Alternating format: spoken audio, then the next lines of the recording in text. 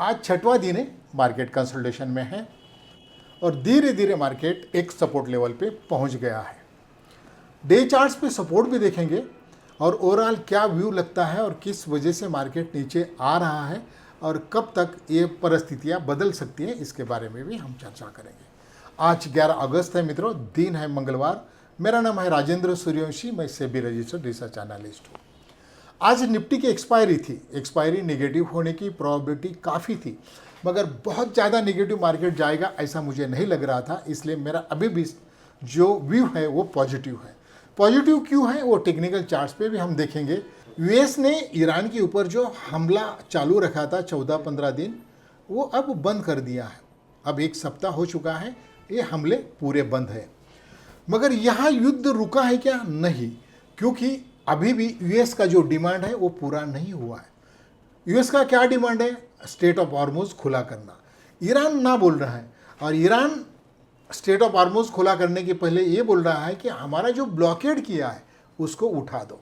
तो ये अमेरिका ने कहा है कि ब्लॉकेड तो नहीं उठाएंगे, ईरान ने कहा है कि फिर स्टेट ऑफ हॉर्मुज खुला नहीं होगा। केवल स्टेट ऑफ हॉर्मुज ही बंद है ऐसा नहीं, गल्फ ऑफ अवेन भी बंद है। बाकी जगत से अमेरिका से भी सप्लाई हो रहा है क्रूड, मगर उतना सप्लाई नहीं हो रहा। अब रही बात मित्रों कि ये कब कम होगा, क्रूड के दाम कब कम हो सकते हैं? जब तक ईरान यूएस वार ख़त्म होना या फिर कोई सुलह होना ये नहीं होता तब तक ये चालू रहेगा।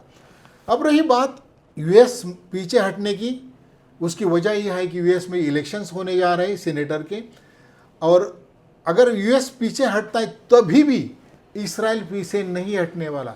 अब ये न्यूज़ आ रही है कि इसराइल स्ट्राइक शुरू करने वाला है ईरान के ऊपर। अगर इसराइल ने स्ट्राइक शुरू कर दिया तभी भी ये प्रॉब्लम कंटिन्यू रहेगा। तो इन शॉर्ट, यूएस, ईरान और इसराइल का ये वार बहुत जल्द ख़त्म होने वाला है नहीं, बहुत जल्द ये ख़त्म नहीं होने वाला। कुछ दिन ये वार ऐसे ही चलेगा। मगर फिर भी मार्केट ने ये सारा सीन समझ लिया है कि ये बहुत दिन तक चलेगा, क्रूड के दाम ऊपर रहेंगे और हमें इसमें से रास्ता निकालना पड़ेगा। तो इस वजह से यूरोपियन मार्केट, अमेरिकन मार्केट, सारे मार्केट काफ़ी ऊपर बढ़ चुके हैं। ऐसे हालात में भी हमारा मार्केट उतना बड़ा नहीं, केवल 12-12.5% हम बड़े हैं नीचे से। जो मार्च 2026 में जो लो लगाया था तब से अब तक हम 12-12.5% बढ़े हैं। यानी नियर अबाउट देखिए कि 5 महीने के आसपास ये टाइम हुआ है। और जो हम डे चार्ट्स पे देखते हैं मित्रों, देखिए कि 4 महीने का ये कंसोलिडेशन तो बहुत बड़ा कंसोलिडेशन है जो हम इसको देख रहे हैं। ये निफ्टी का चार्ट है। अभी भी देखिए कि निफ्टी ने केवल 9 EMA का आज एक्सपोनेंशियल मूविंग एवरेज ब्रेक किया है, 30 को टच नहीं किया। अभी भी 30 बहुत नीचे, 24,260 को 30 का लेवल है। तो वहाँ तक भी आ सकता है धीरे धीरे मार्केट, मगर बड़ा फॉल भी नहीं दिखाई देता, बड़ा गेन भी नहीं दिखाई देता। तो मार्केट धीरे धीरे ऊपर ही जाएगा। मेरा व्यू पॉजिटिव ही है, मगर पॉजिटिव व्यू के साथ मैं यही आपको बता रहा हूँ कि मार्केट धीरे धीरे ऊपर जाएगा, जम जैसा कुछ नहीं होने वाला। देखिए ये बैंक निफ्टी का चार्ट है मित्रों, सेम वैसा ही 4 महीने से बैंक निफ्टी भी कंसोलिडेट कर रही है और बैंक निफ्टी 30 EMA के नीचे आया है आज। मगर 500 पॉइंट नीचे बैंक निफ्टी गिरने के बाद वहाँ से नीचे से 300 पॉइंट के आसपास, यानी 270 पॉइंट के आसपास से रिकवरी हो चुकी है। तो रिकवरी भी अच्छी है, मगर बैंक निफ्टी का चार्ट थोड़ा सा 30 EMA के नीचे निगेटिव है। तो ऐसे माहौल में आप सोचते होंगे कि सर मुझे ऐसा बताओ कि कल मार्केट में कितनी रैली होगी या कितना फॉल होगा। बहुत मुश्किल है मित्रों। अगर इंट्राडे के हिसाब से आप पोजीशन लेते हैं तो बहुत मुश्किल है। आपको पोजिशनली ट्रेड करना है। और इक्विटी में अगर आप ट्रेड करेंगे, इक्विटी में कोई डिके नहीं होता, कोई एक्सपायरी नहीं होती, मगर जो भी मिलेगा तो पैसा ही मिल सकता है। ऑप्शन में काम करेंगे तो डिके होता है, फ्यूचर में काम करेंगे तो कम मार्जिन में लिवरेज का प्रॉब्लम आ जाता है। अगर हमारा ट्रेड रिवर्स हो जाता है तो लिवरेज का प्रॉब्लम आ जाता है। तो इस वजह से आप अगर इक्विटी में काम करेंगे तो सबसे बढ़िया रहेगा, बड़ा अच्छे इक्विटी आप बाय करके आप इसमें होल्ड करे रहे। अब कल से मैं आपको एक एक इक्विटी का ट्रेड भी दूंगा। अब इक्विटी का ट्रेडिंग करने के लिए सजेस्ट कर रहा हूँ तो इक्विटी का ट्रेड में मैं देने की कोशिश करूंगा।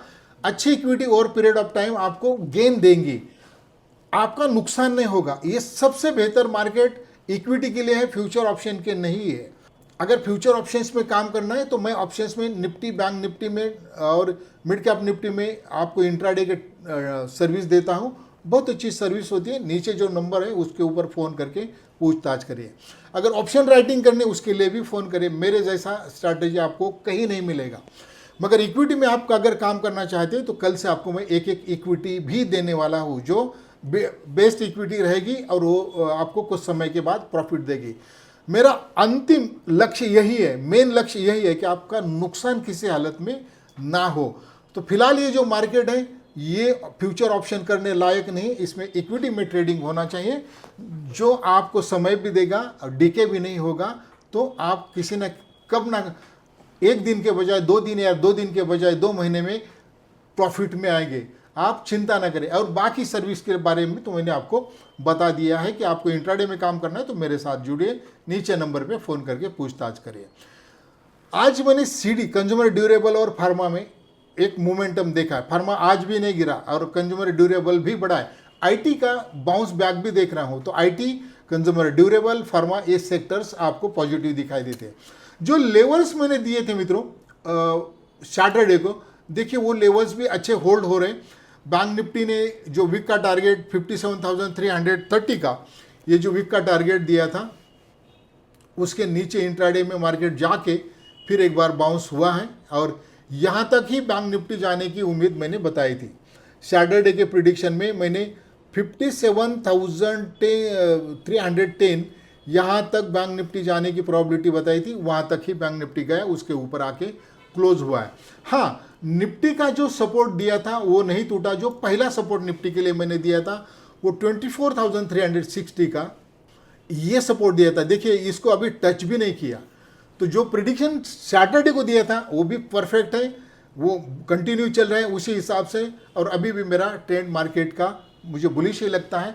मगर ट्रेडिंग करने के लिए आप मेरी उंगली पकड़िए या फिर इक्विटी में काम करिए।